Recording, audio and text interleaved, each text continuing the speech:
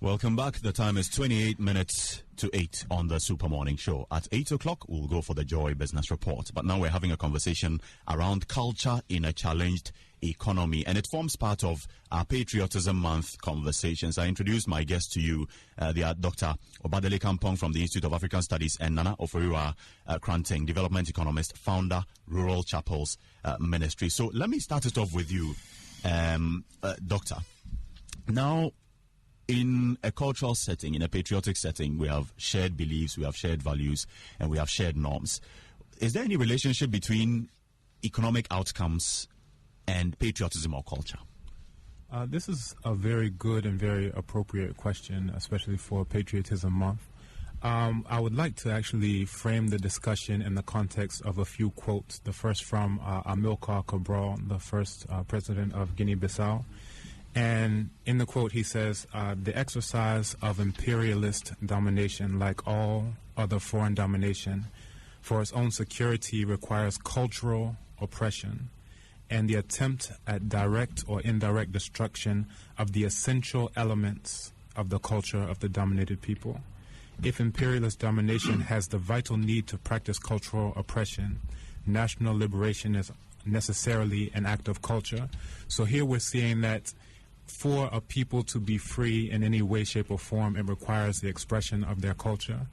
Also, Amos Wilson, a noted psychologist out of the U.S., he has a quote where he says, in order for the European to maintain his rulership of the world, even though he has 10% of the world's population, he must keep black people in a particular state of mind. It is necessary that you be backwards.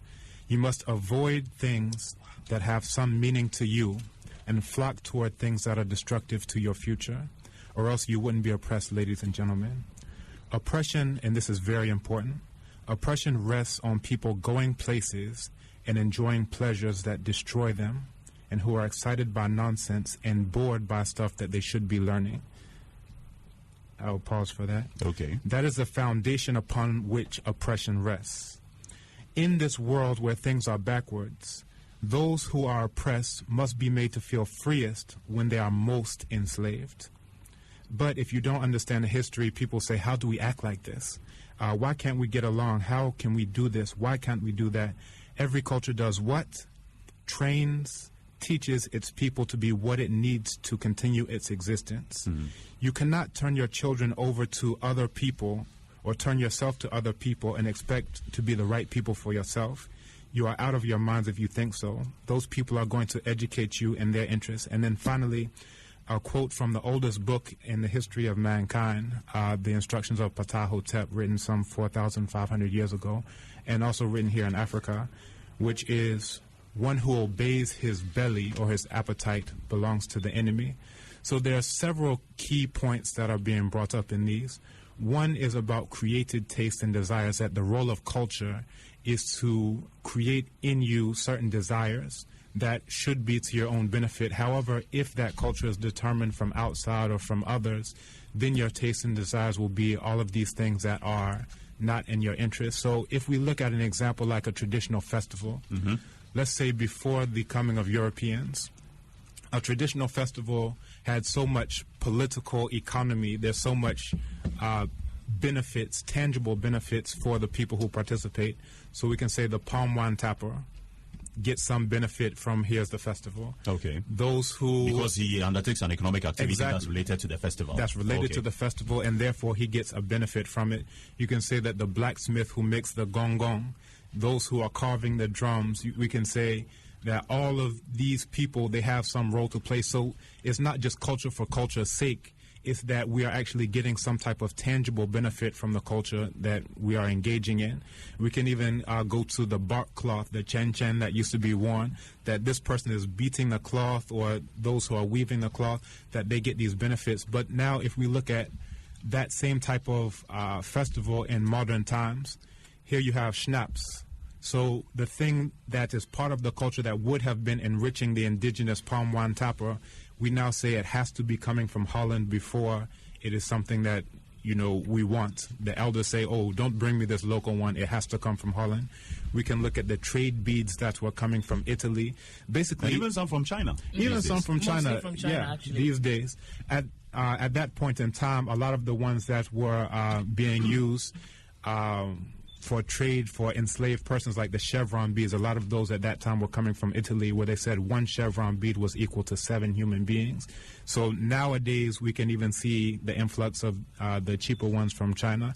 But the whole point is that in a traditional setting, the essential elements of culture is to enrich in very tangible ways and in intangible ways, psychologically, spiritually, otherwise, to enrich those indigenous people who are part of that culture.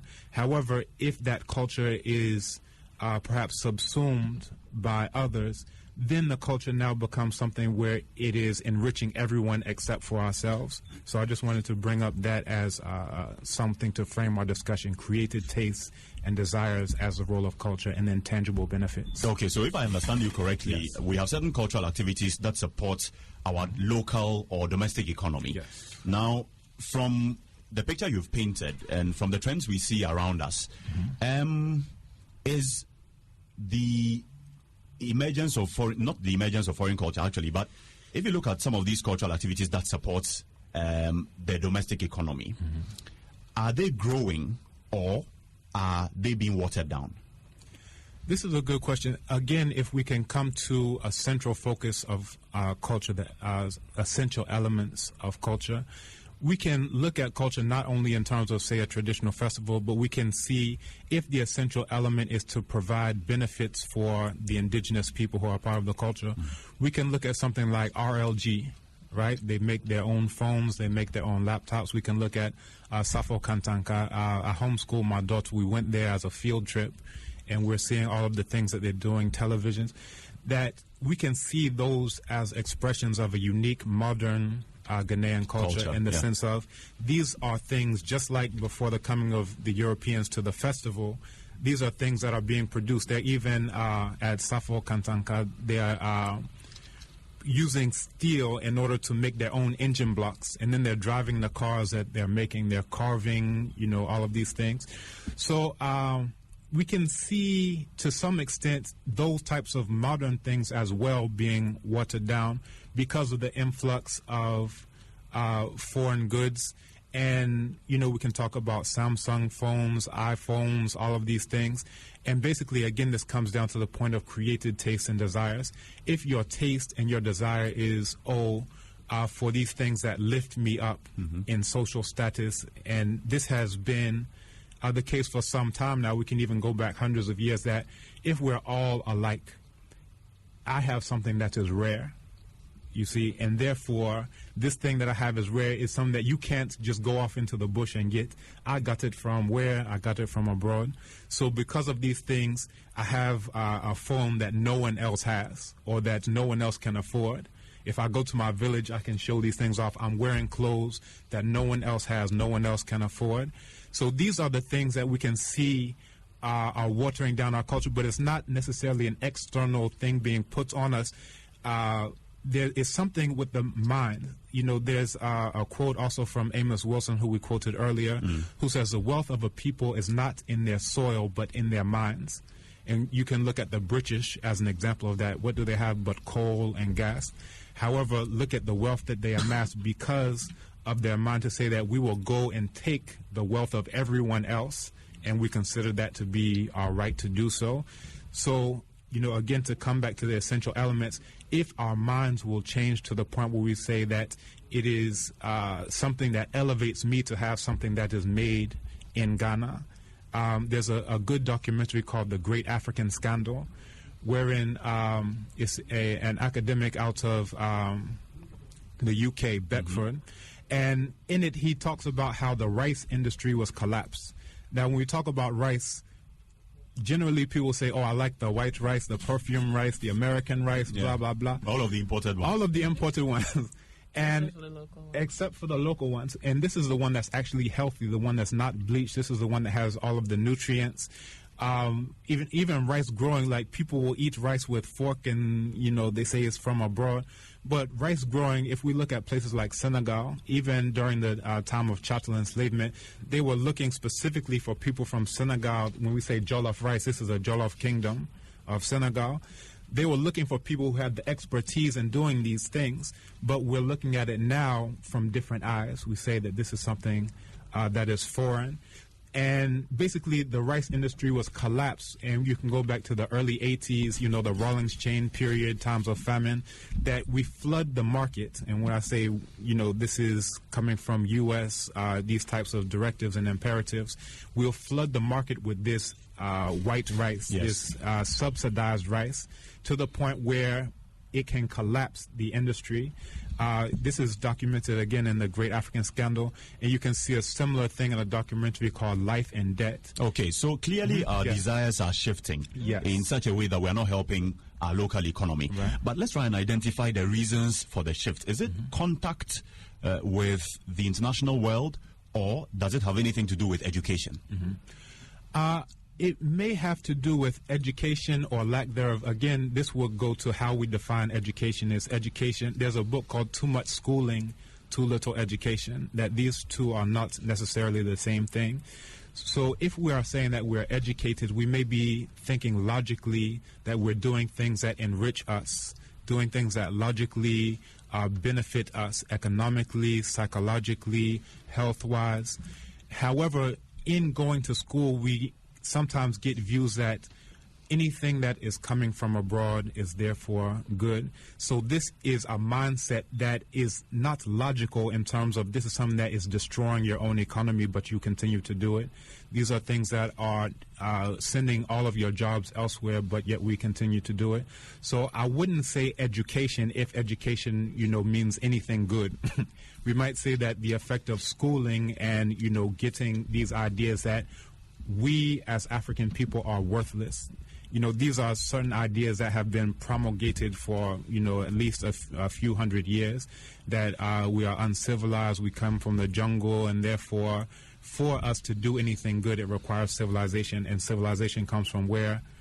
Abroad, which of course we know is not the case. The first writing systems developed here, the first stone monuments, great architecture, all of these things were developed here in Africa, but it requires us to know those types of things in order for us to value those types of things. You can't value what you don't know. 16 minutes to 8 on the Super Morning Show. We're having a very hearty chat with Dr. Obadele Kambon. He's a research fellow at the Institute of African Studies, University of Ghana. And we're exploring the subject of culture in a challenged economy. Culture in a challenged economy as part of our Patriotism Month conversation. And he's given us a very interesting perspective that there are certain cultural activities which support the local level economy. Now, once your desires shift, the benefits that the economy should get from culture, those benefits appear to vanish with time.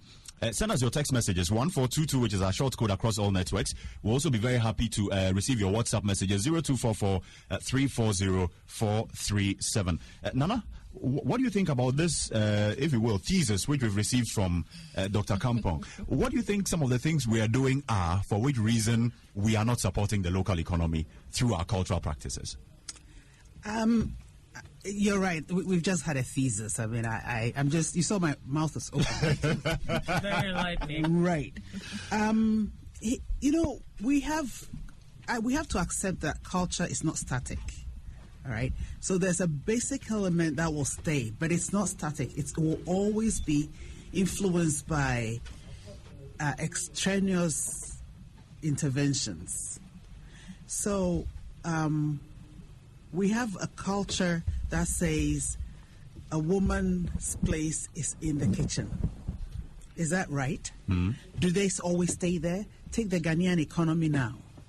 Is a woman's place in the kitchen? I mean, I'm sure lots of you young men now go home and quickly put something together. Oh, yes, we do. When the lady hasn't come. Okay. So maybe what we need to do is to look at how we have been influenced by the different things that have filtered into our economy or our cultural economy. And he's right. When we started life, before Adam was born in Ghana, we had palm wine, all right? The sad thing is that we have not been able to change palm wine into a state where it will be competitive on a market. All right, so you go to the average Ghanaian home or funeral in a village, and they are bringing you red wine instead of palm wine. We have not been able to improve on what we have. And rather, like he said, we see what is coming from outside as being better because of the packaging. Basically, that's it. It's packaged in such a way that you are forced to enjoy it. I mean, if you go to I've just come back from the field. Okay. For 3 days, and anybody who knows me will be really surprised. I've had to eat fufu 3 days continuously because I went to villages and the food available was fufu. Okay, it's either you eat it or you starve. So maybe what we have to be paying attention to is what can we do to improve on what we have. The issue of acquired tastes has been forced on us. For a lot of you young people, you might not notice this, but when we were growing up, we were given hand-me-downs in the form of powdered milk, in the form of wheat from USAID. You know, you saw that handshake thing. So we started eating things that were given to us for free, and therefore we thought that if you had cocoa without milk, there was something wrong. All right, so you acquire this taste, and you are then forced to demand that. He's right. When you take brown rice, or when you take rice from Ghana, it's got all its protein content in there. When you take white rice, some of which comes here now, it's just chalk. Mm-hmm. That's what we're eating, and that's what we're feeding our children on. A child who feeds on chalk is not likely to be bright. It's as simple as that. But we have accepted it because all of the commercial houses are, white rice, perfumed rice, Texas, fortified, all sorts of things. But they don't tell you that you're lacking protein in this. All right, you go to a village and you want food, say flaras, angwamu. Basically, that's what they're selling to you. So yes, we have culture. Culture is not static. But we need to take what is outside and positively change what we are doing to benefit us. Okay. Doc, I just wanted to make a note of the points raised by Nana. She talks about the fact that culture is not static, and we should begin to think of ways by which we can reconcile the fact that we need to preserve certain elements of our culture, but also pay attention to the fact that there are foreign influences that will constantly eat away at our culture. I'll come to you for a comment on that, but let me come to Dr. Mwakoba now. Good morning, sir. Morning, how are you? I'm fine, thank you. Welcome to the Super Morning Show. I want to get your thoughts on whether culture matters to economic outcomes. Of course it does, yes. But as my sister said, it's not static. Some of the things we are talking about, look, nobody will force you to buy anything. That is how life is. You have to be well informed to know what is good for you. It's based on individual taste. When I was in school, I liked Tom Brown. It's locally produced. But when we got Quaker Oats, we liked it better. Because it's not because a white man came and told me that I should eat it, but because I liked it. It tastes better. It tastes different.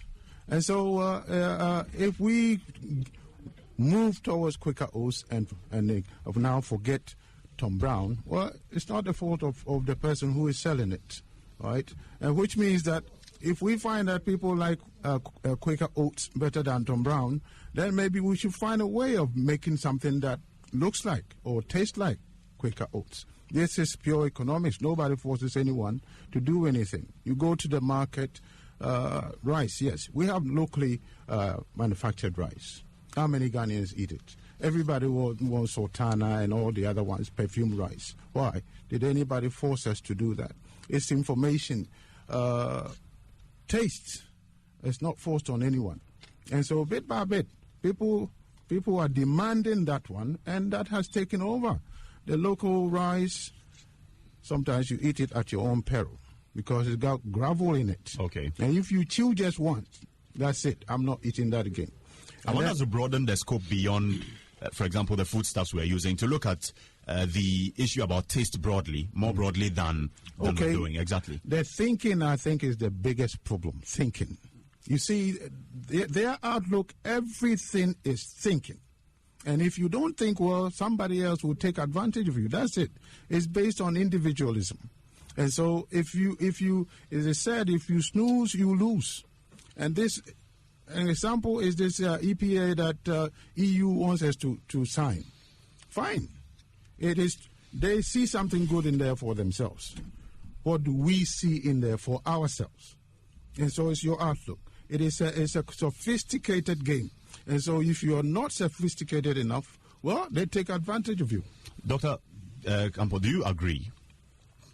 I definitely agree on the part of thinking, and then also this idea of, no one is forcing anything on you.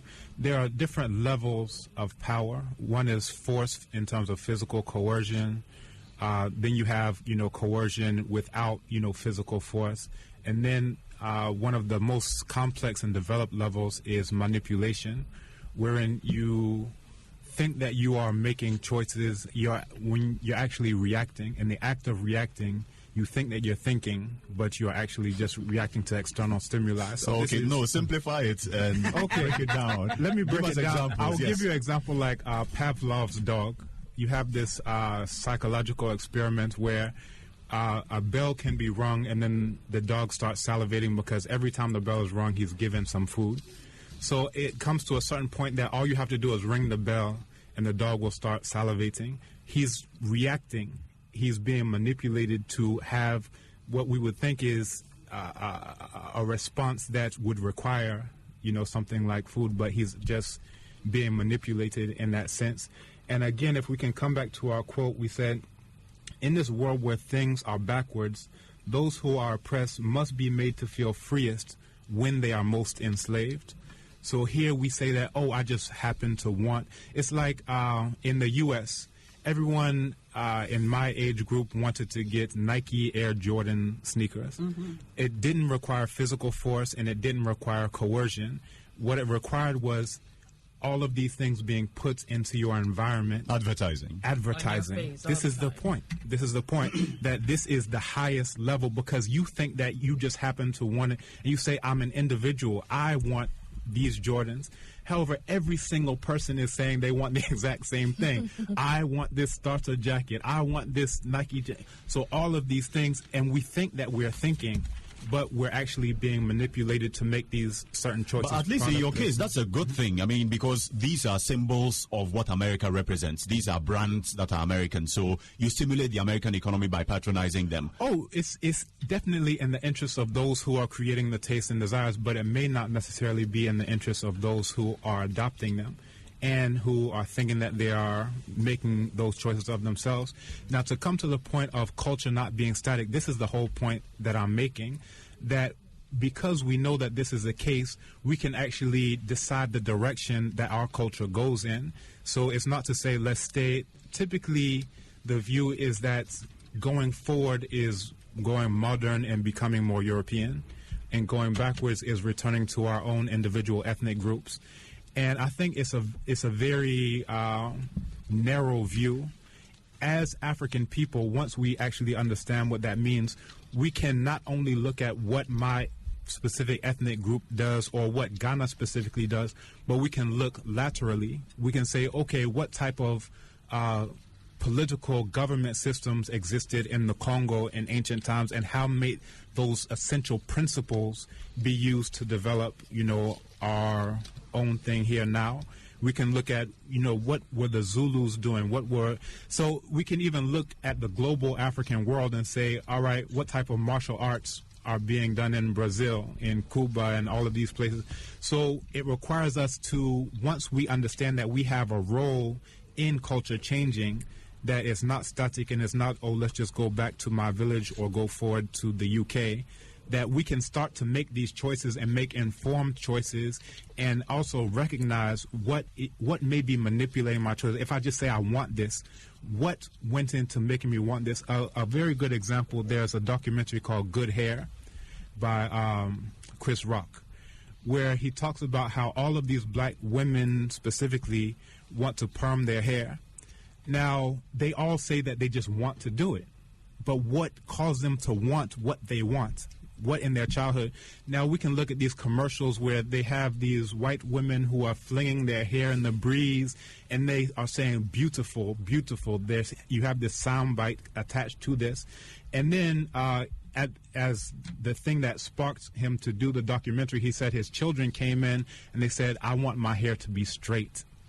You know, like a princess, like whatever they're seeing on the cartoons and all of these things. So we don't realize that all of these things are starting from a time where maybe the child can't even talk, but they're having these images constantly thrown at them, to the point that now they turn 4 years, 5 years old, they say, I want this. Well, what made them want what they want? And we can see it also here in Ghana. This isn't only the U.S., that when we see all of the women who are perming their hair putting chemicals in that are said to be unsafe, that, you know, cause cancer, all of these things documented, that we just say that we want it, but what is the role in seeing, for example, a white Jesus with, you know, this type of hair? What is the role of us seeing all of these stars on TV with this type of hair, and then we say we just want what we want? So once we realize that we play a role and we can recognize external manipulation, then we can say, well, let's start making choices that may be to our own benefit, economically, psychologically, spiritually, health-wise, and in every other area. We can make those types of choices because culture is not static. After the Joy Business Report, I'll come to Nana and then Doc, because I noticed they were writing down a few points while you were talking. And then usually when we talk about the element of culture and patriotism, you have people saying, well, the economy is challenged. I don't even have a job. How to get 3 square meals a day is a problem. I don't have electricity. I don't have this. I don't have that. So it's difficult for me to be patriotic. Can people still have the love for their country at heart, even in the midst of economic challenges? I want us to deal with that and also examine this point. Are there any policy things that we have done in the past which may have eroded the element of patriotism in our people, and what can be done to address those? But Francis has a number of your text messages before we hand over to Pakwesi Asare. This one says, we are all sinking in a common boat. Let's get involved. To be patriotic means to love, respect, and duty towards your country. I believe this love, respect, and duty towards Ghana by Ghanaians is not based on the economic status of Ghana. It's a devoted love and support and defense of our country. The next one says, Doctor is right, but our festivals these days have become occasions for practicing immorality rather than focusing on our needs. It's also a harvest time for selfish leaders who concentrate on their personal gains rather than the needs of the local people, and then turn around to blame a particular government. That's by God's way. The other one says, Niyama in Abibifa Hudie, I hope I got that right. He says, I support your point. Culture is the greatest power the oppressors used to enslave our people. We need to emancipate ourselves from mental slavery. The last one here says, if we can take a critical look at the drink and it tastes exactly like palm wine, can't we also find a new way of preserving ours to put something into the pocket of these palm wine tappers? Please, let's make good choices from our dreams. Right. He says vodka tastes very much like what? Akweteshi. And so we should advertise it. It does. Much like, you know, the others advertise what it is that they have. The time is 8 o'clock now. Pakwesi Asare is joining us with the Joy Business Report. It's sponsored by Cal Bank. You can bank on our service. MyJoyMarket.com. That's Ghana's most comprehensive online marketplace. It's also proudly sponsored by Lipton Tea, the #1 tea brand in the world. We at Joy FM say thank you to our cherished listeners for your support every year. As we huddle with our own families during Easter, let's not forget the homeless and destitute sleeping on the streets. Join Joy FM, donors and volunteers on 20th April 2014, Easter Sunday at Efwa Sutherland Children's Park from 8 a.m. to 6 p.m. to feed, provide medical aid, counsel and entertain the less privileged in our society. Hebrews 13:16 says, do not neglect to do good and to share what you have, for such sacrifices are pleasing to God. You can donate charitably towards this cause at the offices of Joy FM or call 0302-216-540 or 0244-663-968. And we will gladly pick up your donations. The 2014 Easter Soup Kitchen is powered by your superstation Joy 99.7 FM with support from our cherished listeners and clients.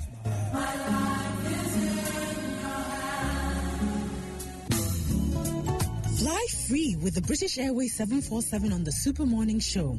This summer, British Airways is bringing the bigger 747 to Ghana, now flying 10 times a week with both morning and evening departures. British Airways are offering you more seats and even better connections to London and over 150 worldwide destinations. To celebrate the arrival of the 747, we are giving you the chance to win free tickets on board British Airways Club World Business Class cabin and to experience the world-class facilities at Heathrow's Terminal 5. On Monday, 24th March 2014, get in touch on Facebook, call or text in the answers to the daily questions and you could win this fantastic prize. It's the Fly Free promo from British Airways on the Super Morning Show. British Airways, to fly, to serve.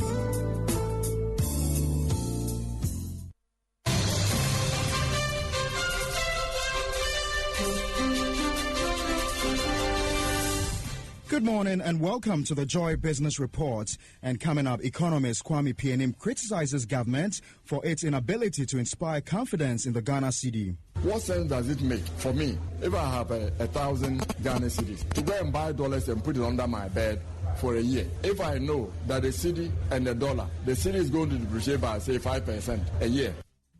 We'll hear more from the economists later in the bulletin. We'll also tell you about whether Ghana could start using the West African single currency by next year. Also coming up, National Investment Bank gets new managing director. And today on our special Friday feature, we throw the spotlight on the conditions of service for private security guards. My name is Parkwesi Asari. Well, apart from taking a decision on the Economic Partnership Agreement, the Heads of State meeting in Ivory Coast is also expected to reach an agreement on the introduction of the West African ECO. After several postponements, the economic grouping will decide whether the region is now ready for the single currency after setting a 2015 deadline. Let's do some analysis on this issue with my colleague George Rafi. George, so what are the leaders going to reach? What are the leaders going to reach the agreement on? When are the leaders going to reach this agreement? Well, agreement that they're going to look at whether the individual countries have been able to meet all the criteria for introducing the single currency. What we understand is that still some of the major or the big economies in the region, Ghana, Nigeria, are still having challenges. So it looks like there might be another postponement. There's another argument also being made whether we can allow some countries that have met all the criteria to start just like the euro and then we also join. So it looks like the 2015 deadline would not be achieved, Pakwesi. Meanwhile, my colleague Seth Kwame Boateng, who is in Yamoussoukro, has been speaking to Foreign Affairs Minister Hannah Tete on Ghana's position on the agreement. It's not a question of what is Ghana's stance because this is an ECOWAS decision. Either we all agree or we don't agree. So we can't have a single, as it were, a single country position. That's the whole thing about having a regional agreement. We must have regional consensus. The EPA is an important issue. And basically we are at a point where, according to the timelines within which this negotiation is supposed to take place, ECOWAS has finished at the level of the technical staff, the chief negotiators, and it is for the heads of state to take a decision or not. And so we are at a point where it's a serious issue, but it is an issue that is directly on the tables of their excellencies to take a decision on. And once a decision is taken, it will be implemented. What we should remember is that we have an interim economic partnership agreement. If we don't have an ECOWAS partnership agreement, we're actually going to put our exports to the European Union in jeopardy. The ECOWAS You had Foreign Affairs Minister Hannah Tete speaking there to my colleague Seth Kwame Boateng on Ghana's position on the Economic Partnership Agreement. So, George, judging from the Foreign Affairs Minister's comments on the EPA, it's most probable we might sign that agreement. Pakwesi, you are right. She's making a strong case why we stand to lose if we don't sign this agreement. So, come Saturday, the agreement to be reached that Ghana has decided to sign the Economic Partnership Agreement. Thanks very much, George. Moving on to other stories. We need to develop an economy that is resilient to external shocks. That's coming from renowned economist Kwame Pianim on the state of Ghana's economy. Mr. Pianim's views comes just 2 days after former Deputy Governor of the Central Bank, Dr. Mahmoudou Bawumia, blamed the city's freefall on weak economic fundamentals. Mr. Pianim also believes that the government and the Bank of Ghana cannot be excused from the current challenges facing the economy. I caught up with him and first asked his opinions on the performance of the city. It's a matter of supply and demand and then confidence. The Bank of Ghana, Ministry of Finance, have to inspire confidence in the Ghanaian public and in the foreign investors that we have a policy framework that is credible, is reliable, is sustainable, and is predictable. If we have that, we are fine. But if people do not believe that your framework is predictable, that is not sustainable, then we have a problem because we are operating a global economy. The inflows from the capital surplus country is limited. They are always looking for places to ship the money to. And now that quantitative easing has stopped in America, it means that people who had access to cheap capital no longer have it. And therefore, Africa being a frontier environment is being squeezed out. And that's one of the pressures we are facing, so that the external environment is not as good as it used to be. So you need to develop an economy that is resilient against external shocks. I guess this generally will tie to Dr. Baume's analysis of the situation, where he says that the problem is due to the weakened economic fundamentals. Do you share his view? The fundamentals are weakened. You see, but I'm saying that part of the weakening of the fundamentals is the external environment is not as agreeable or conducive as it was before. But also our fiscal, that's the government revenues, government expenditures have also weakened. The controls and the discipline, minimizing unfunded budget items, minimizing arrears that are not authorized, making sure that the District Assembly's funds are sent to them automatically and regularly. But Mr. Penny, the others who also blame the situation of the dollarization of the economy. I don't know if you share that view. What is dollarization of the economy? The city is a store of value, okay? It's also an indicator of value. If it's not reliable, why will I use it? It's about confidence in the local currency, really. I'm telling you. I say it's the government, Bank of Ghana, Ministry of Finance, that should create a confidence in the Ghana currency so that we use it. I mean, what sense does it make for me if I have 1,000 Ghana cedis to go and buy dollars and put it under my bed for a year? If I know that the cedi and the dollar, the cedi is going to depreciate by, say, 5% a year, I can put this money in T-bills and get 25%. Am I a fool to buy dollars to put it under my bed? But if the cedi is being mismanaged, so it's going to depreciate by 25-30%, I'm better off to buy the dollar. You heard economist Kwame Pianim. Well, the number of registered private security agencies continues to soar. This is a direct result of a rise in demand for private security services, coupled with a dwindling capacity of the state to meet the security needs of the country. Well, today on our special Friday feature, we examine the wages and working conditions of security workers in the capital. Security is the bedrock for the socio-economic development of any society. Historically, the state has been the ultimate provider of security for citizens. But in recent times, a lot more of private security firms have come in to complement, especially within the corporate environment. So it has become important that these men and women who are put in this position are treated with utmost care. I have been engaging one of these security officers who first tells me guarding a bank is risky. We risk our lives every day. I mean, sitting in front of a bank and then there are like attacks on the bank. Your life is at risk, but comparing the risk to what we earn at the end of the month is nothing to write home about. He deplores what he refers to as a calculated attempt by their bosses to cheat them. I don't even want to talk about my salary because it's very sad. If you should hear my salary right now, you'll be very, very disappointed in me. You might even advise me to stop. You think so? Why?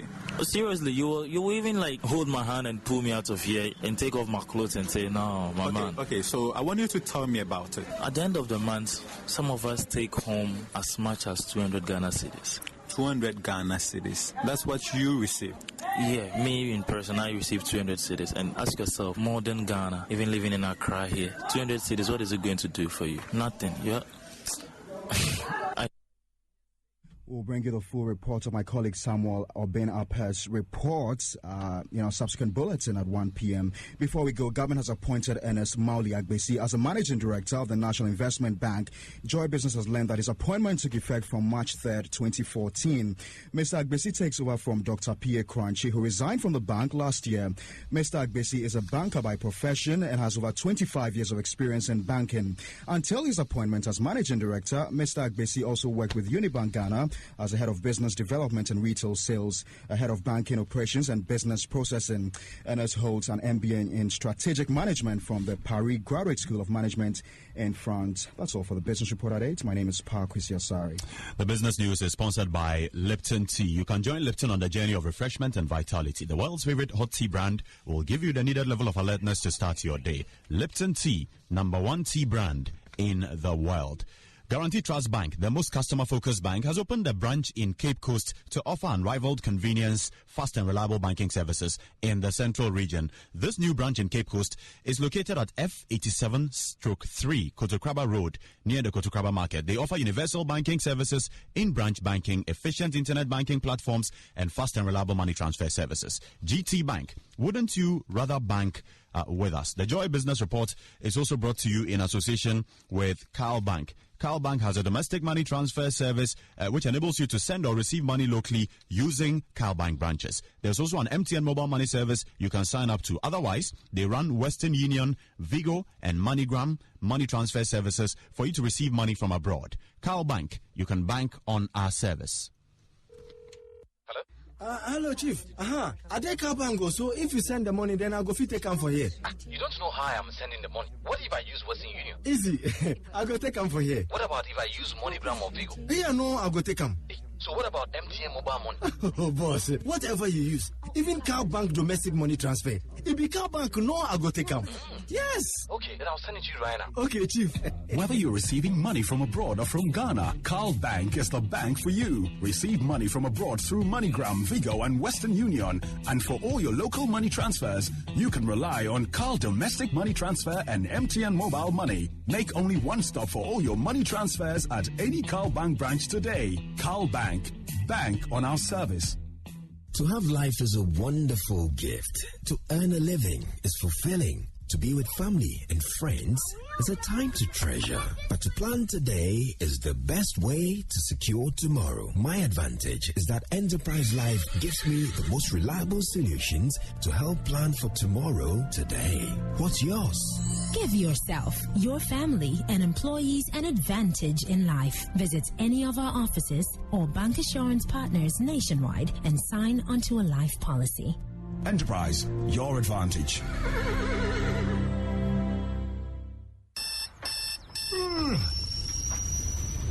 Oh, sometimes I get a good feeling. Yeah. I get a feeling that I never had before. No, I get a good feeling. Yeah.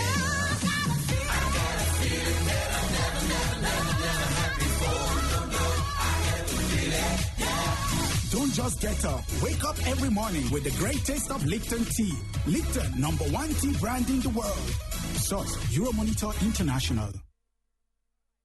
1,000 dreams, but I cannot even sleep. All because I'm young and wild.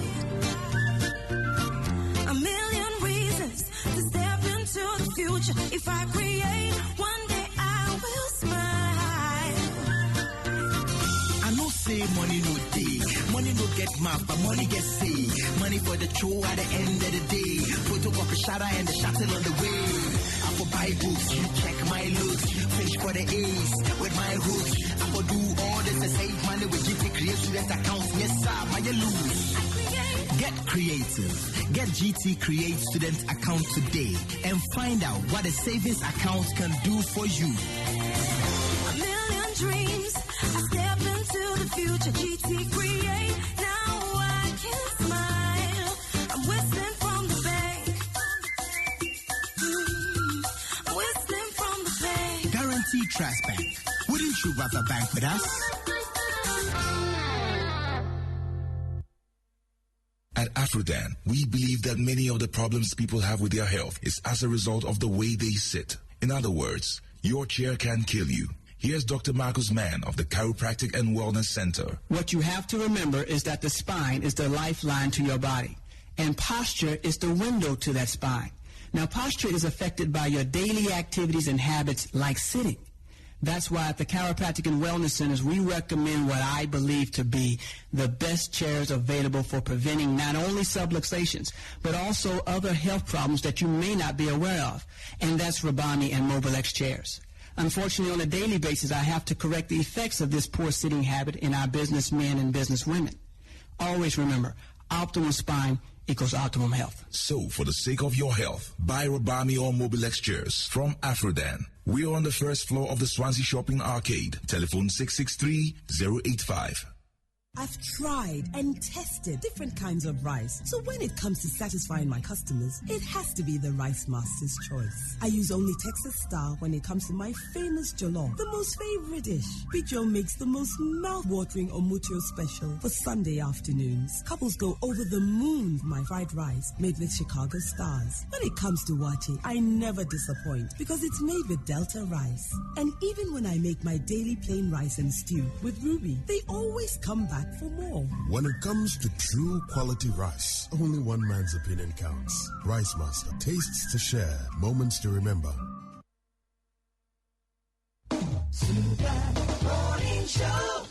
Welcome back at 17 minutes past 8. This is Joy 99.7 FM, and we're having a conversation in our Patriotism Month on the Super Morning Show. Today, what we're dealing with is patriotism or culture in a challenged economy. And we're doing that discussion with Dr. Richard Amakoba. He heads the Department of Political Science at the Kwame Nkrumah University of Science and Technology. Dr. Obadele Kambon is a research fellow at the Institute of African Studies, University of Ghana. And we also have with us our very own regular Nana joining us with some perspectives on this particular matter. What we've done so far is to examine whether there's a relationship between culture and the economy. That has been established. So now we are moving into an area which has come up ever since we started this discussion on patriotism. Many people say that they have a difficulty being patriotic because they are faced with certain hardships. But let's read your text messages. Sarkodia says, I think today's topic is very important for our nation. Ghanaians must enjoy their locally produced Ghanaian foods rather than these foreign foods like pizzas and the rest. Samuel says, we should think of domestication, promote our own goods and services. Again, we should do away with outmoded cultural practices like trokosi, witch camps, FGM, etc. Some of these practices inhibit sociocultural development. Those involved should be sensitized on the need for its abolishment. Priscilla says, let unity, honesty, dedication, and good governance prevail. Gideon Kofi Entry sends out a text message which sets the tone for the next part of our conversation. Gideon writes, very interesting discussion. For me, it's hard to be patriotic in this era of economic hardship where I feel I've contributed my quota by working hard, by being law-abiding, and by paying my taxes, only for the leaders who have been put at the helm of affairs to mismanage it. It's a pity. The love I have for Ghana has waned. I want us to examine, there's a relationship between culture and the economy. That's fine. How does that relationship look like when people are faced with economic challenges? I think I'd like to say a bit before I get to that one, if you don't mind. Because I think sometimes we delude ourselves. There's no one on this planet who has no culture. Everybody has a culture. If you're a human being, you have a culture. Well, before I even get to that, I'd like to address some of the things my brother said. Okay, let's do so quickly. For example, he says that you think you are thinking, but you are being manipulated. That means you're not thinking. Because if you are thinking, you will see you are being manipulated. And so that is not an answer at all. And then he used the example of Pavlov's dog. We are not dogs. You fool a human being 1, 2, and you figure out, now I'm not going to listen to you again. And so that example does not suffice at all. Right? The other thing is this. There's only one game in town. One game in town. And unfortunately, it is the Europeans and the American white people who are playing the game. They wrote the rules of the game. They know how it's played. The players are Europeans and American white people too. And so we have no choice. We are no match for them. We need to learn the game well and play it well and beat them. That is where the problem is. Not complaining all the time forever. How long are we going to complain? And nothing happens. And so please, instead of going back with all of these, I'm looking at my brother now. How you are dressed. If you have to farm, you can't farm. You can't. How are you going to weed with this? course. Look at everyone. Nobody is forcing us. It's because it's convenient. No, let's not personalize. Let's not personalize the issues. I'm not talking about it's a that. broader discussion we're having. So let's deal with it at that level. That's what I mean. Yeah. What I'm talking about but is if you wear this to go and farm, that would be too refined for farming, wouldn't it? Well, of course. Exactly. If I get stains in it, well, that means that's it. I can't wear it out again. Yeah. I'm not talking but about. Let's focus on the issue. And leave some of these side matters, to be dealt with. My problem is this: we romanticize ourselves as if we got something so good that nobody else has. What I'm saying, once and for all, everybody has a culture in the world. Everyone, but culture must help you. Should not hold you back. 8 hours is holding us back, and we keep going back there and saying we have a rich culture. The thing is, we don't think well. No, I want us to relate it to the theme for our conversation. What we're talking about is culture and its role in the economy. We've established that already, that indeed there are elements of our culture that promote the local economy. But we're moving ahead to look at when an economy is faced with pressures and challenges like our own, how does that element of culture survive within it? How does patriotism reflect within an economy such as ours when people are complaining on a daily basis, just like the text message we got that he feels he's paid his dues and the leaders are not running the system well, for which reason his love for Ghana is lost. I want us to interrogate this particular point. Do people have a basis when they complain that because I'm experiencing hardships, I cannot love Ghana? I think that's a very good question. Again, as the discussion has gone to this point, what I want people to do, instead of looking at the government as like some abstract entity that's apart from ourselves, is made up of the individuals. So what we are doing on our own level is similar to what we happen to see the government doing as well. So if we ourselves are not making these types of decisions that support ourselves, we really can't expect that of the government to do those things. But I want to focus in on a few points that will come directly into economy and culture. The first is the idea that anything that comes from us as African people is not good. And this is something that, again, is an idea that a lot of people harbor consciously and subconsciously. I've had people tell me that directly, but others may have that idea subconsciously.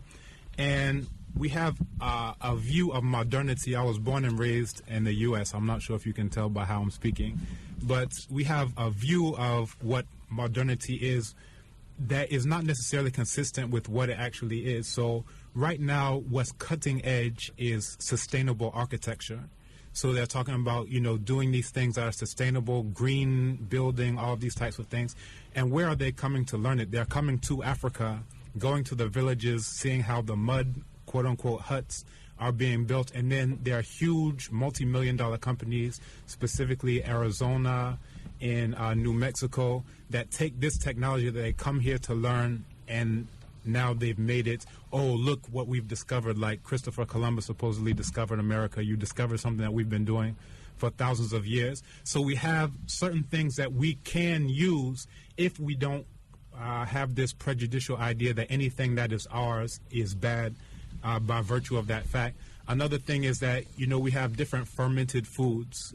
We have the dokono, we have even dokono. Yeah, so this is the kinky for those who okay. Doc pronounces it in a really interesting way. I'm sure that's why Nana was asking. Right. Okay. So we have these things that are fermented, and in the West, when we talk about health, we have probiotics. We basically is saying that we should have these things that are fermented, and it introduces these good things into our body and helps our immune system to be boosted. Now, I want to come to another quote, and this is by a historian named Runoko Rashidi, and the quote is, "What you do for yourself depends on what you think of yourself. What you think of yourself depends on what you know of yourself, and what you know of yourself depends on what you have been told."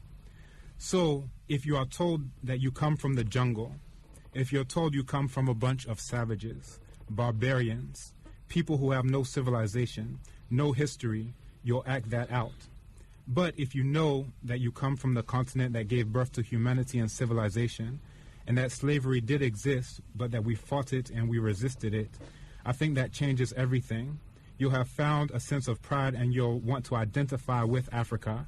When someone attacks Africa, you will fight because you know that they are attacking your mother, they are attacking your heritage, and you won't have that. But if we don't see that connection, then we're doomed to wander in the wilderness, and that can't be our fate. Right. Let's relate it to the... So, very good. So as we're talking about what we will do for ourselves in this economy, in this challenged economy, that it comes down to what do we think of ourselves. If we think that what we do and what we create is automatically bad, whether it's rice, whether it's whatever, whether it's architecture is bad, then how are we going to do something for ourselves that may benefit ourselves in this modern world?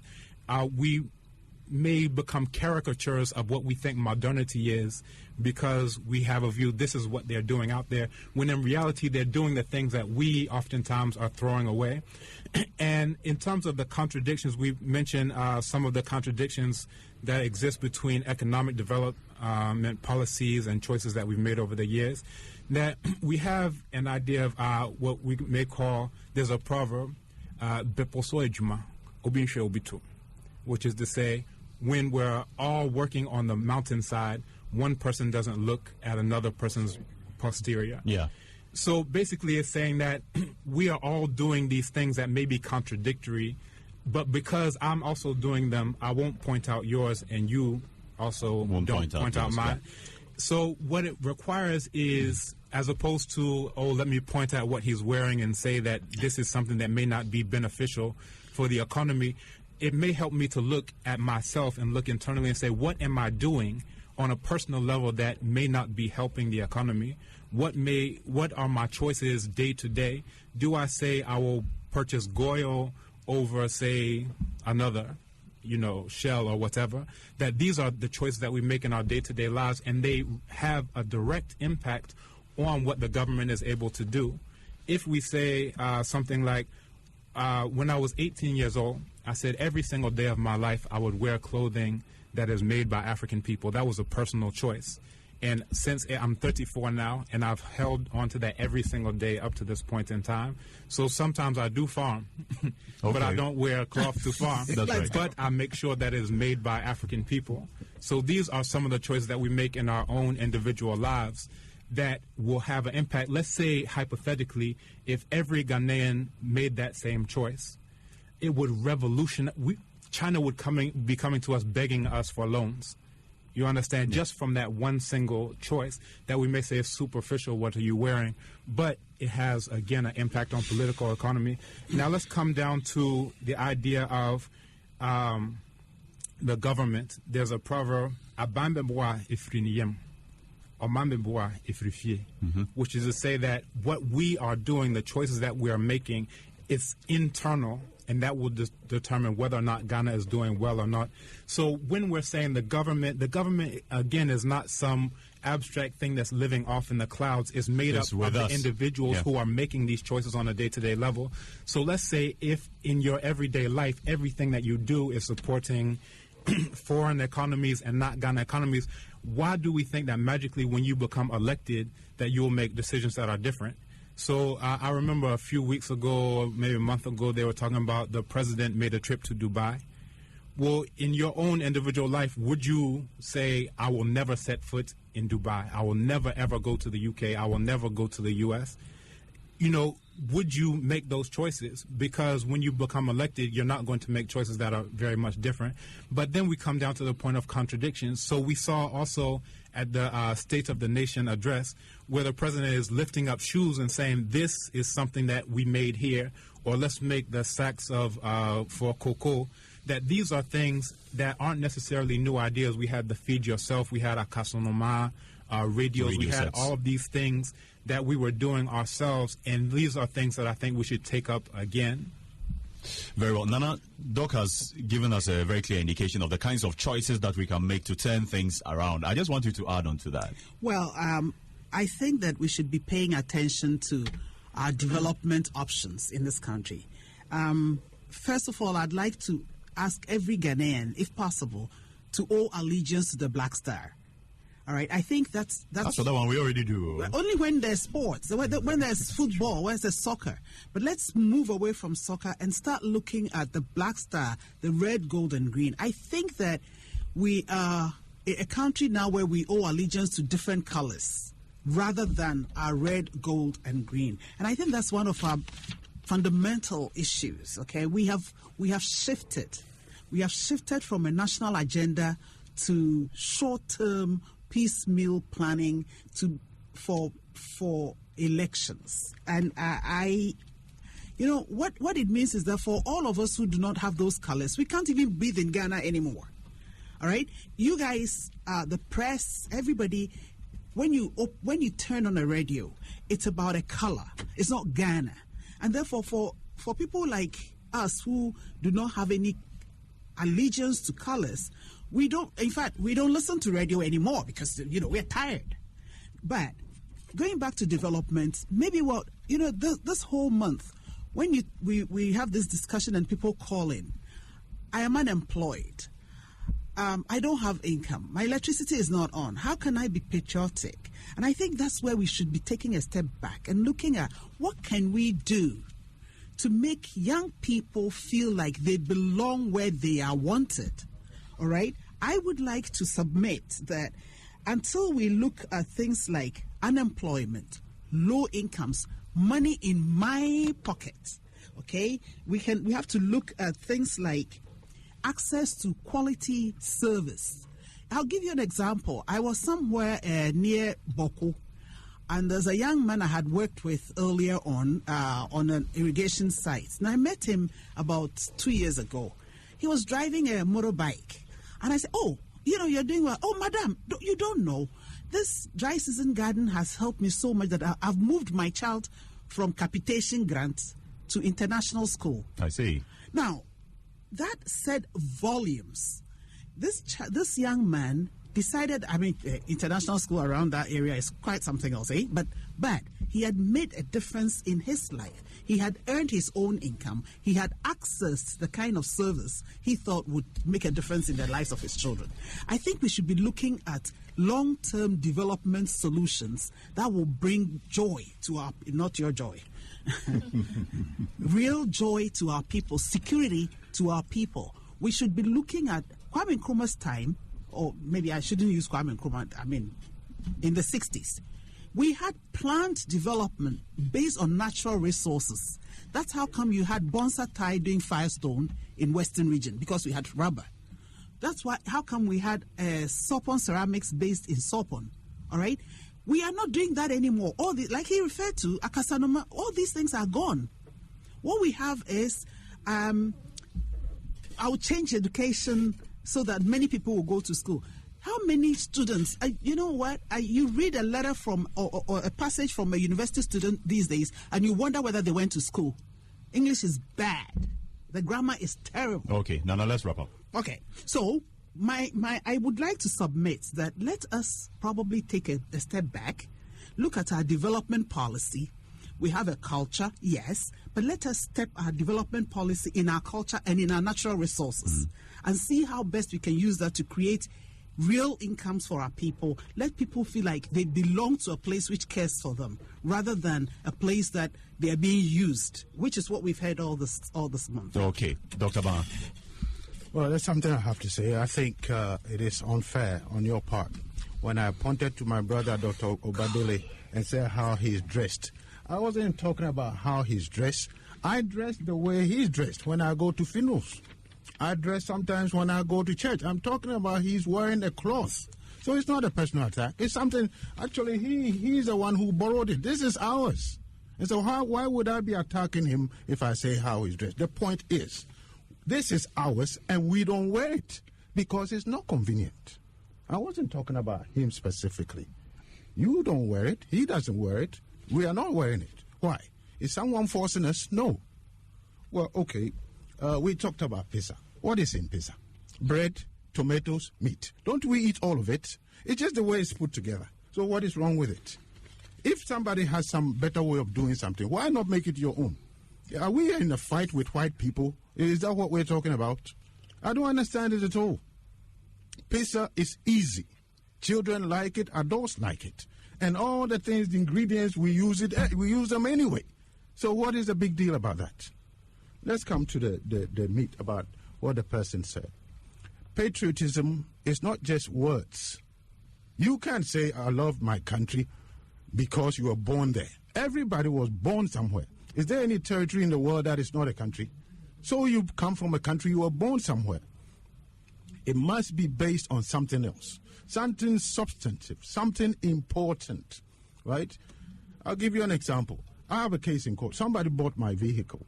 He hasn't paid for it. He still has the car. I went to court, and then they issue a warrant to arrest him. He runs away. 1 year. 1 year. I still don't have my car. He has it. Do you want me to be happy about our legal system?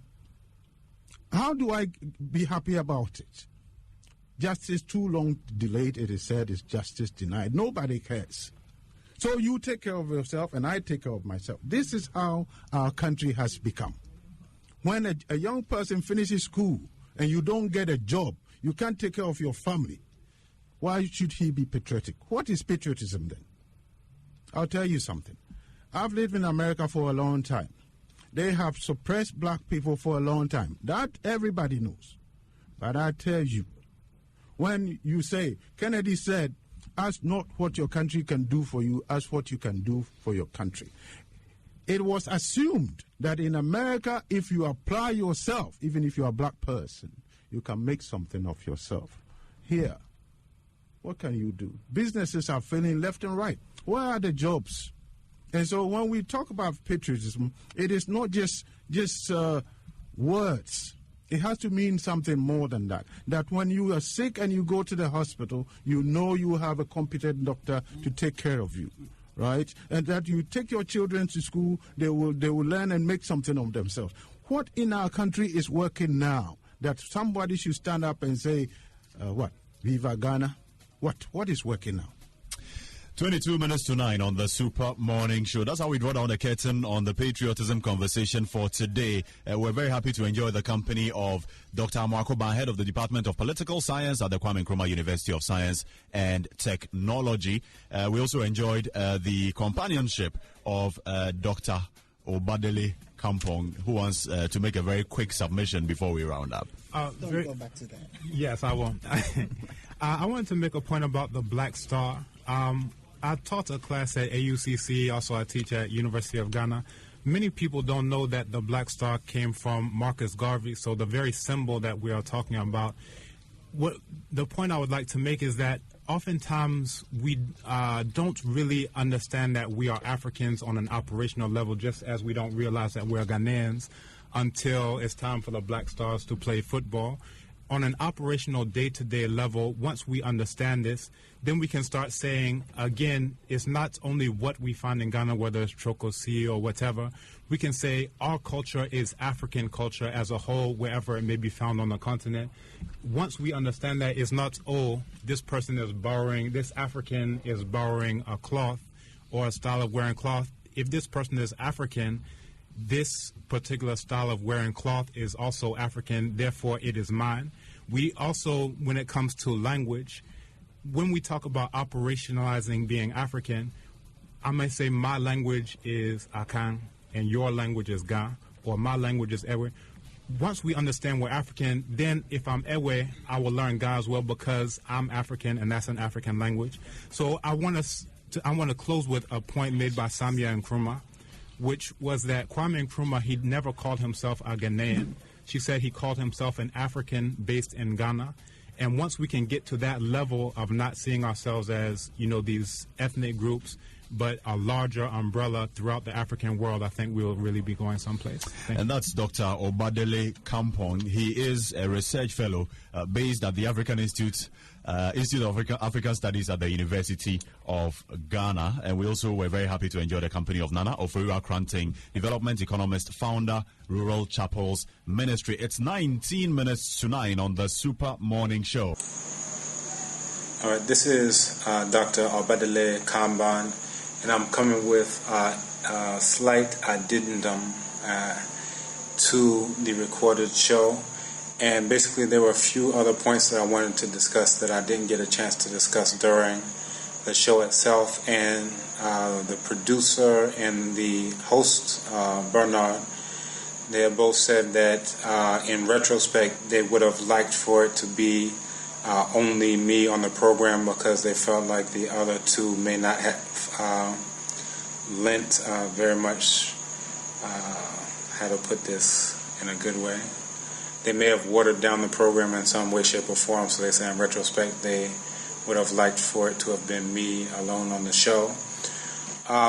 So now, due to being able to record this addendum, we'll pretend like it was me on the show alone.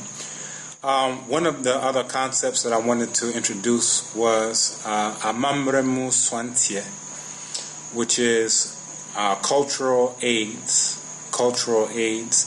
And the analogy here is that what AIDS is supposed to do is supposed to weaken the immune system to the point that it eventually gets to the point where it's so weak that any other disease can come in and basically take the person out, kill the person.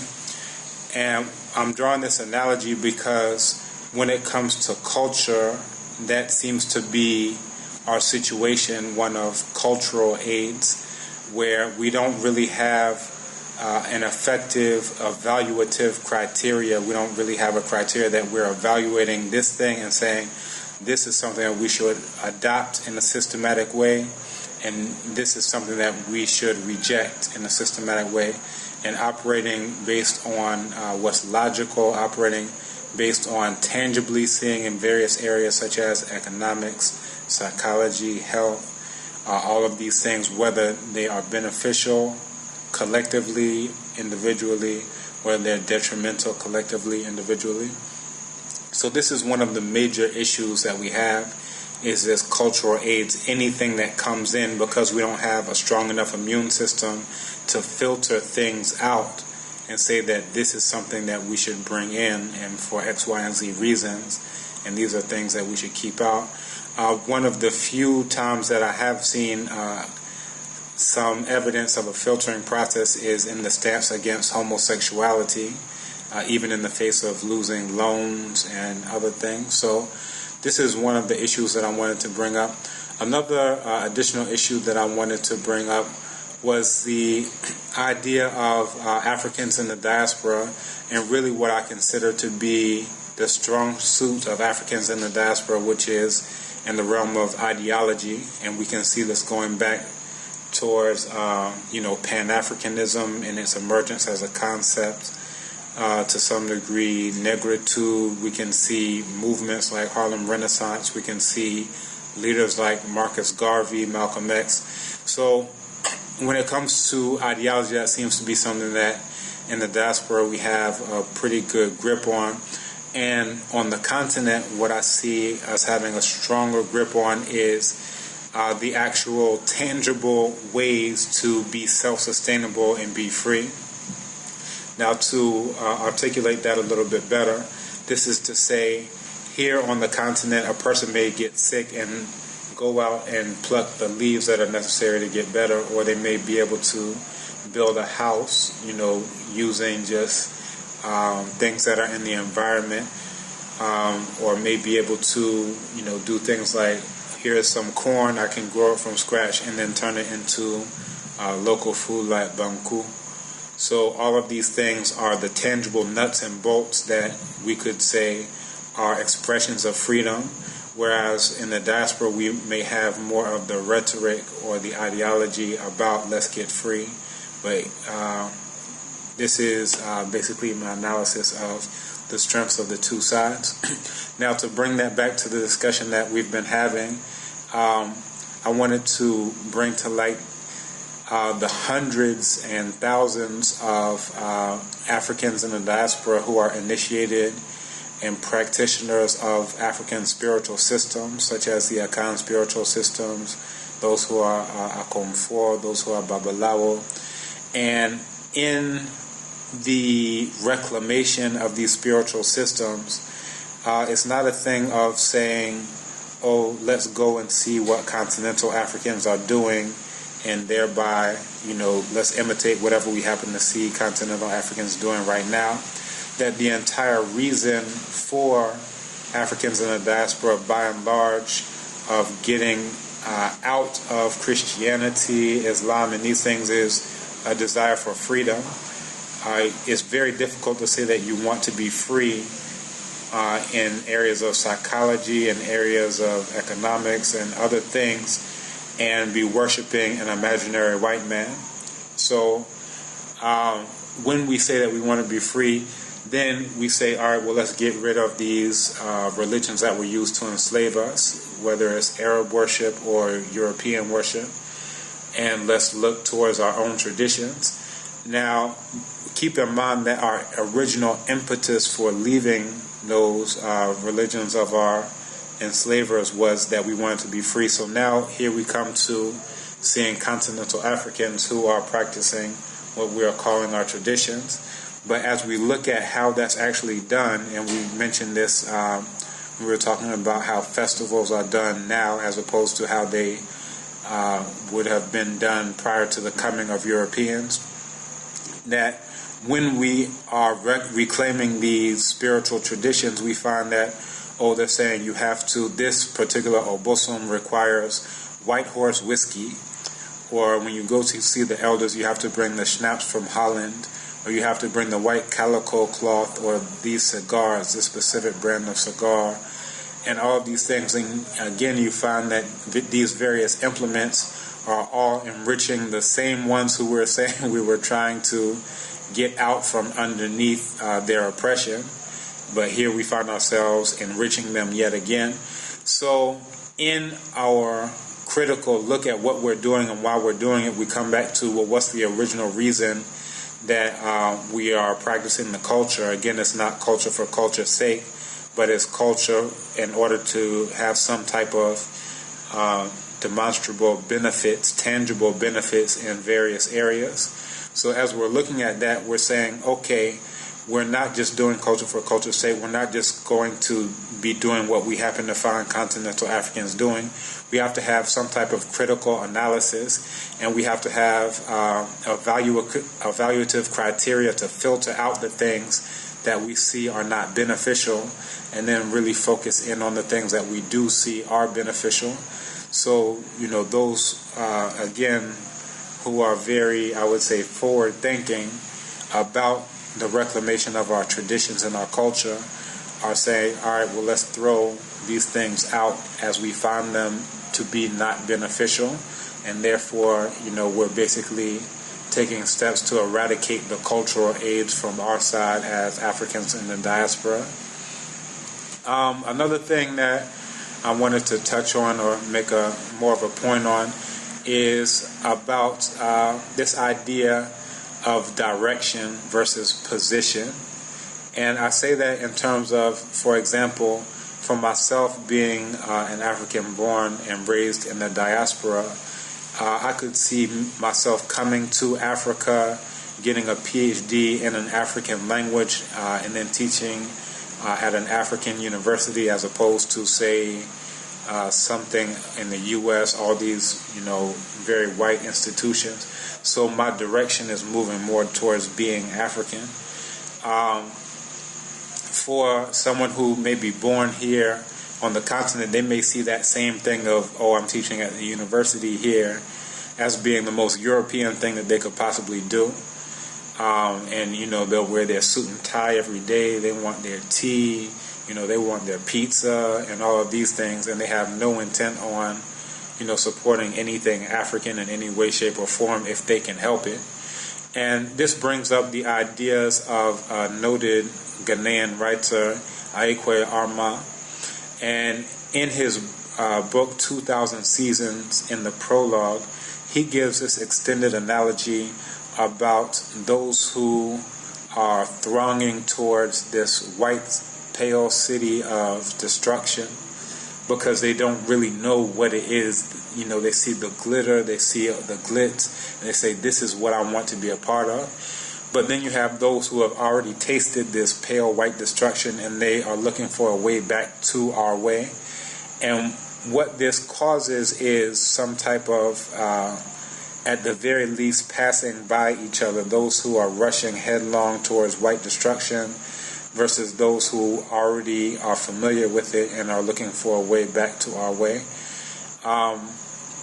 So again, I'm bringing that up to highlight this idea of direction and trajectory as opposed to position. So again, here on the continent, you have a lot of people, and this is even waning due to globalization and other factors, but you have people who know the nuts and bolts of how to be self-sufficient on various levels, whether it comes to shelter, whether it comes to health care, whether it comes to how to sew or whatever, or grow your own food.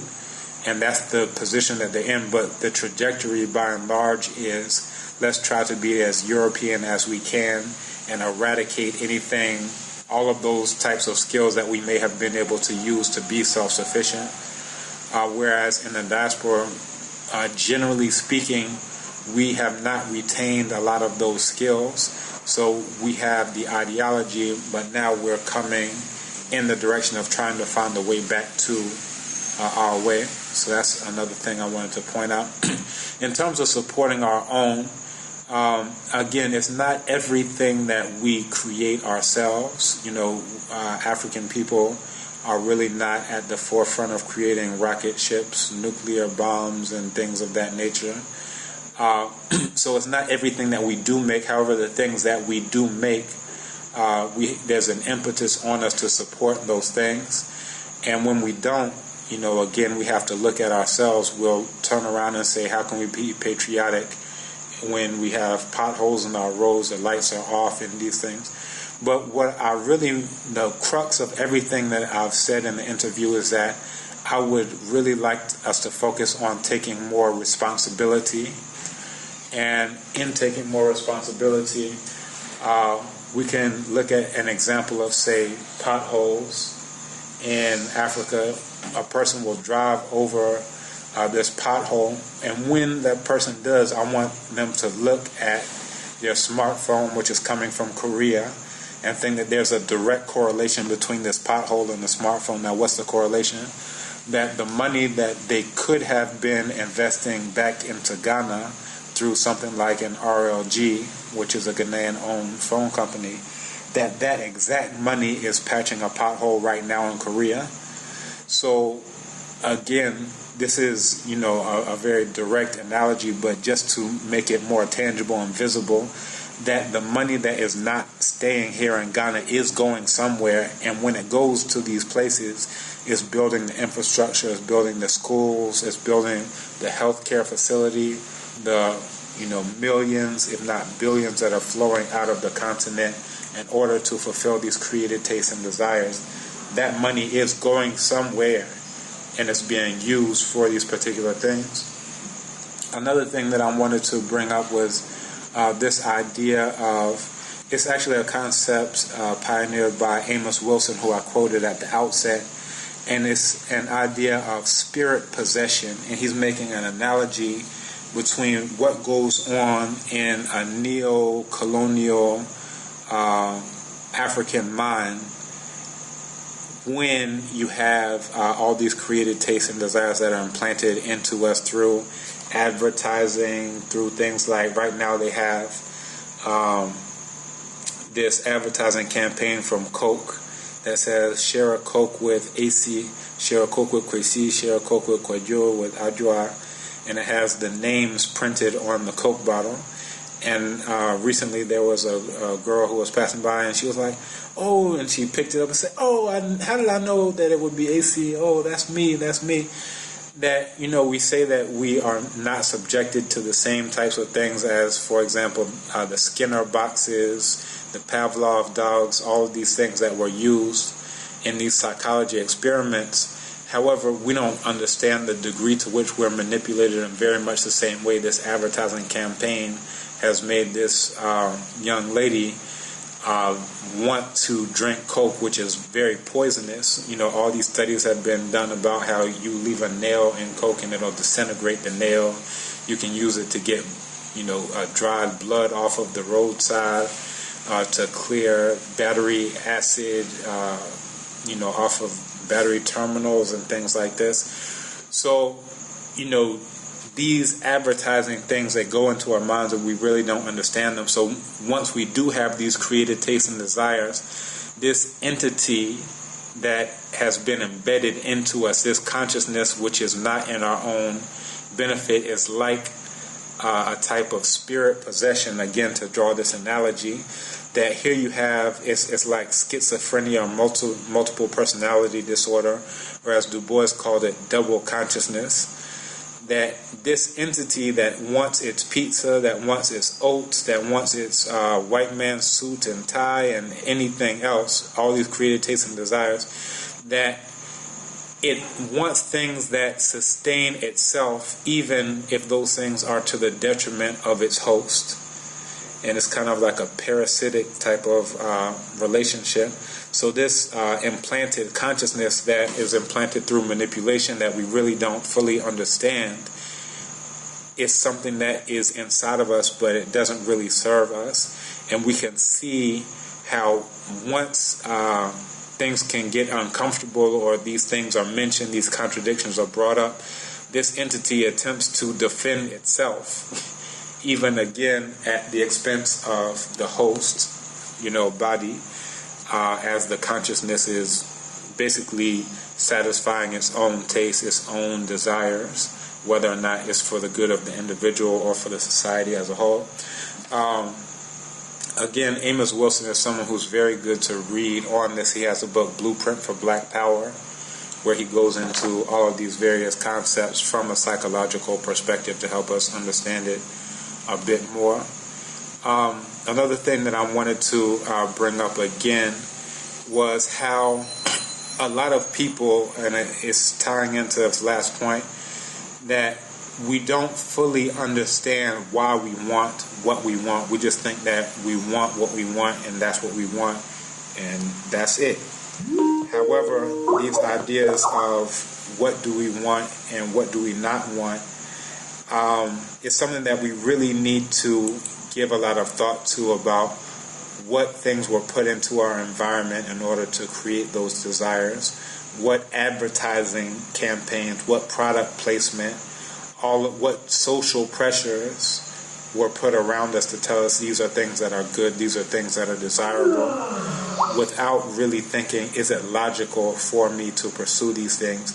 Is it in my economic best interest? Is it in my health interest? Is it in my social interest? Is it in all of these things? So these are things that we have to be cognizant of, and again, this goes towards our evaluative criteria, and it also goes towards our organizing principles. Once we evaluate these things, we should be able to organize them as this is something that's beneficial in this specific area of culture.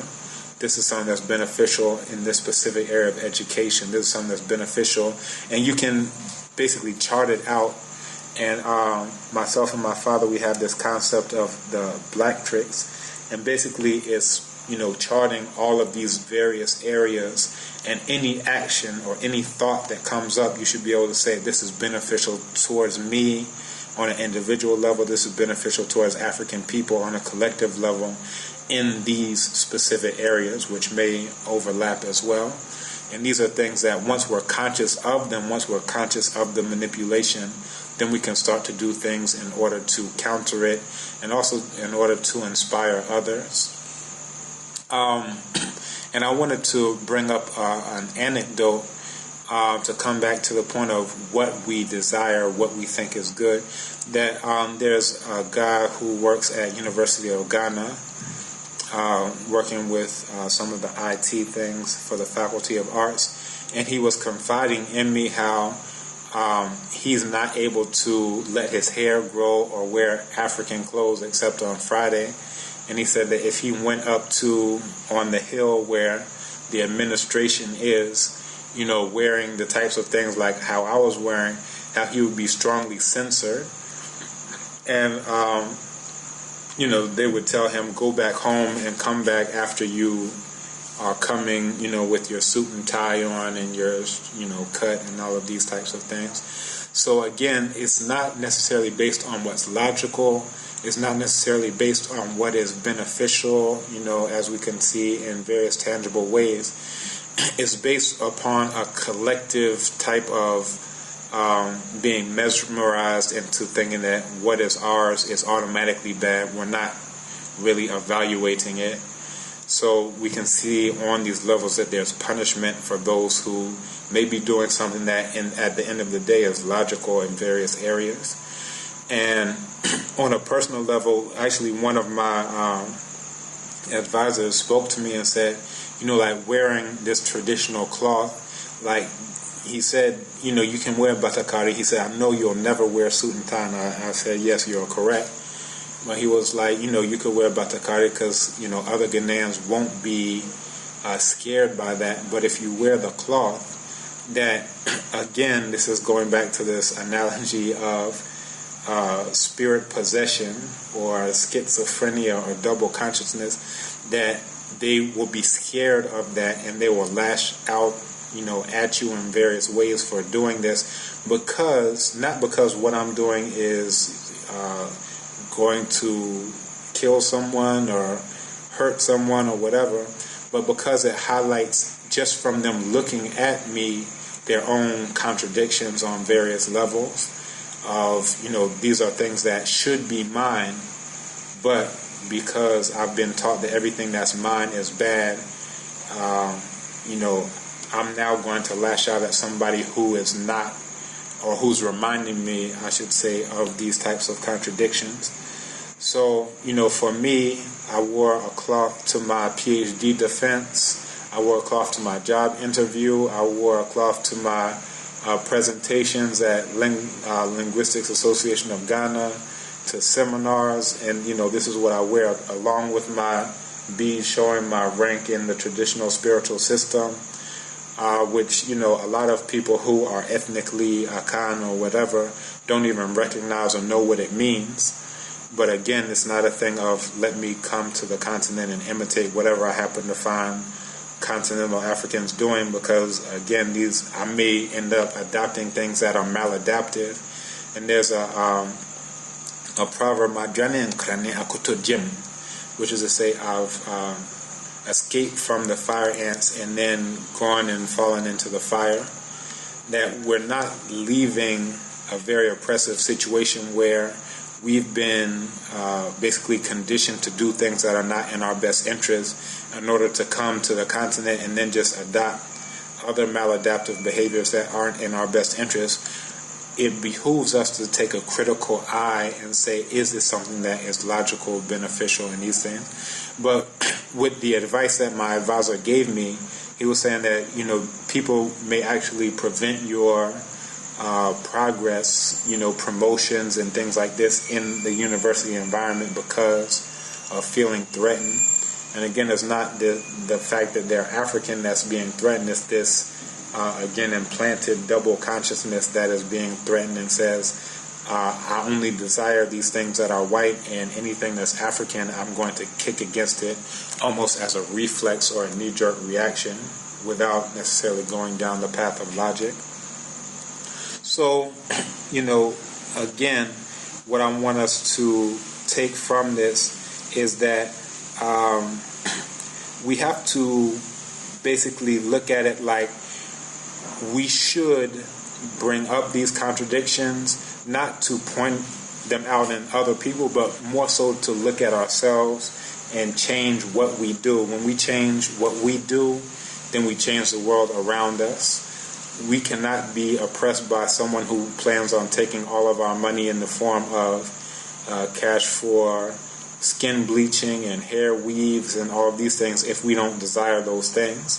That, again, we have to take responsibility for ourselves and say our infrastructure could be better if we were doing these things in our own individual lives. Then once we get government positions, if we're already making beneficial decisions on a personal level, those will only be translated once we have more power.